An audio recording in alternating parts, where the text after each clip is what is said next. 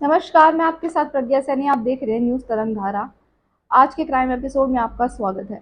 आज मैं आपको जो कहानी सुनाने जा रही हूँ उसको सुनने के बाद में आप हैरान तो होंगे ही और परेशान भी, क्योंकि ये खून के रिश्तों पर सबसे बड़ा प्रश्न खड़ा करता है। ऐसे खून के रिश्ते जिन पर हम सबसे ज़्यादा भरोसा करते हैं कि अगर कभी कोई मुसीबत हो या कोई खुशी का माहौल हो, कुछ भी हो, हम सबसे पहले उन्हीं लोगों को चुनते हैं कि हाँ, इन्हीं के साथ हमें अपनी परेशानी और अपनी खुशी दोनों शेयर करनी है और यही मेरे अंत तक काम आएंगे।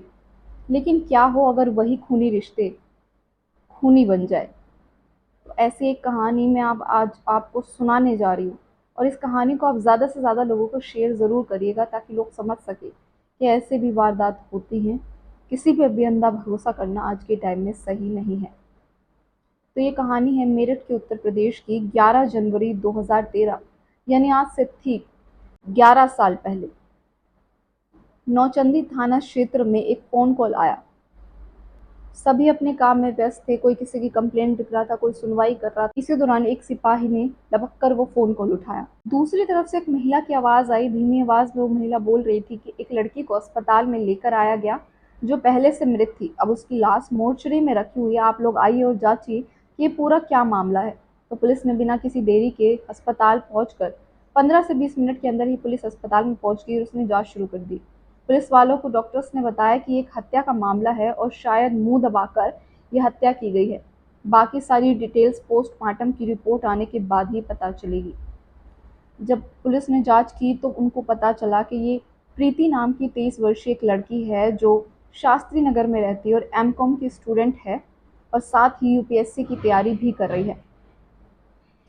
पुलिस फिर जांच के दौरान उसके घर पहुंचती है, तो वहां पर जाकर सबसे पहले उस जगह का निरीक्षण करती है जहां पर उसकी लाश थी।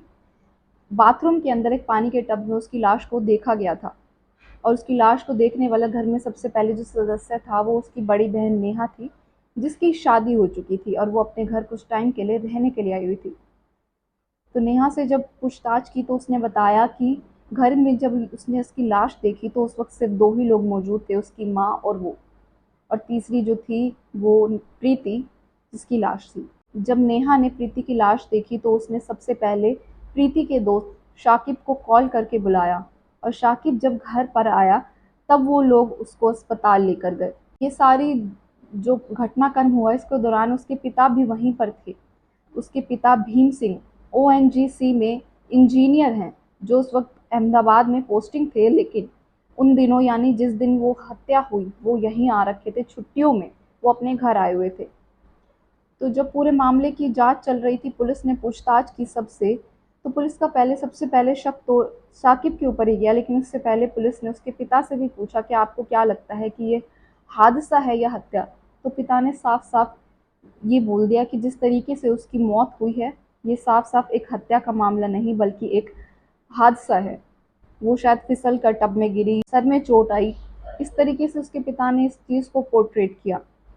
पुलिस उनकी बात से सहमत तो नहीं थी, बट उनका शक ये था कि साकिब जो प्रीति का दोस्त है उसका इन सब में क्या रोल है।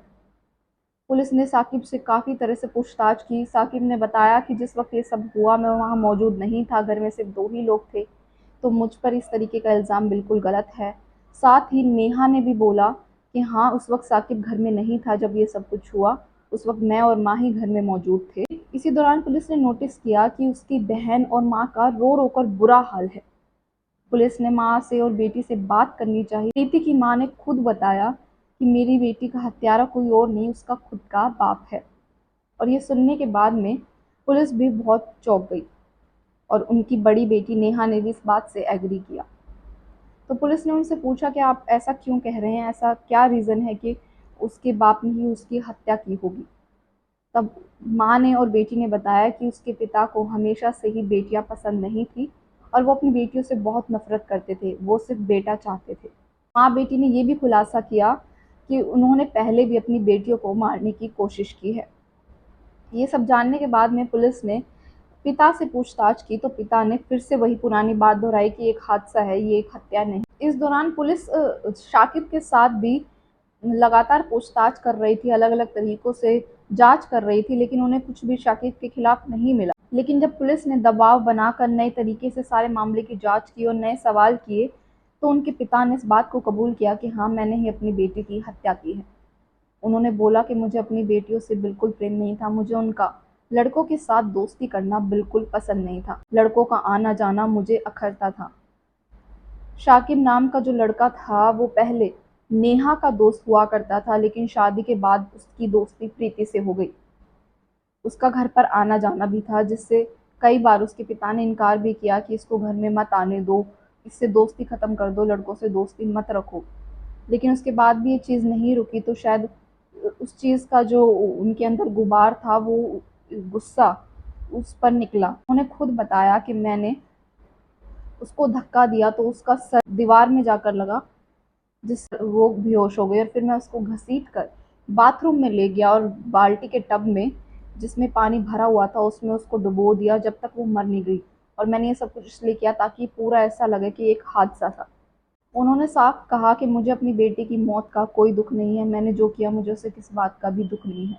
तो इस तरीके के जब हम वारदात अपने आसपास अपने घरों में जब देखते हैं तो हम सोच में पड़ जाते हैं कि आखिर क्यों बेटियां इतनी भारी हैं बाप को।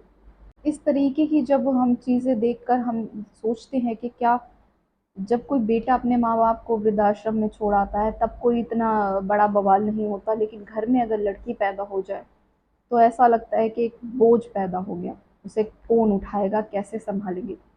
लेकिन अंततः लड़कियां ही अपने माँ बाप के काम आती हैं, और ये सत्य है। मैं खुद लड़की हूँ इसलिए नहीं कह रही, हम समाज में अपने आसपास देख सकते हैं कि आज के टाइम में क्या चल रहा है। क्या उनकी माँ ने अकेले बेटियों को पैदा किया था? क्या उसमें बाप का कोई योगदान नहीं था? नफरत की ऐसी आग में वो जलते रहे इतने साल तक कि उन्होंने अपनी बेटियों को मारने की बहुत बार कोशिश करी, और एक बेटी को मारने में तो कामयाब भी हो गए। तो इसी तरह की कहानियों को सुनने के बाद में हम सब सोच में पड़ जाते हैं कि आखिर खून के रिश्ते खूनी कैसे बन जाते हैं। क्यों खून के रिश्तों में इतनी नफरत, इतना अनचाहापन हम देखते हैं। आपका इस कहानी के बारे में क्या कहना है, हमें कमेंट सेक्शन में बताइएगा। आज की ये क्राइम स्टोरी के साथ हम ये एपिसोड ख़त्म करते हैं। इसी तरह की और कहानियाँ सुनने के लिए हमारे साथ जुड़े रहिए। मैं आपके साथ प्रज्ञा सैली।